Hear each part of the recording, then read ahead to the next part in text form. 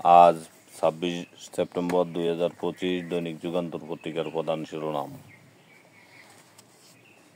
যুব শক্তিকে অন্তর্ভুক্ত না করে টেকসই উন্নয়ন সম্ভব নয়, প্রধান উপদেষ্টা।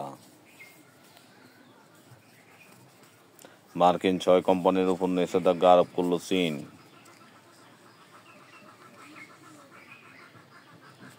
বিদ্যমান পদ্ধতিতে ভোটার প্রস্তুতি, সংবিধানে আরপিও পিআর নেই, সিএসি।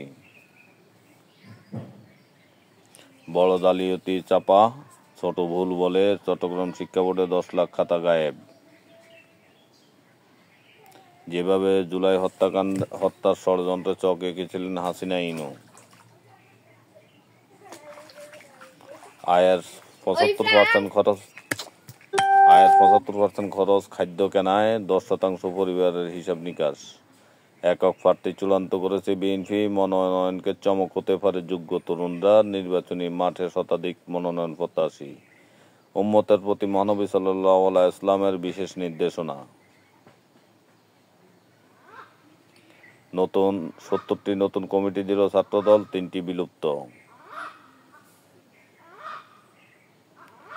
ক্ষমতায় গেলে ভিন্ন ধর্মাবলম্বী সহ প্রতিটি মানুষের নিরাপত্তা অধিকার নিশ্চিত করবে জামায়াত।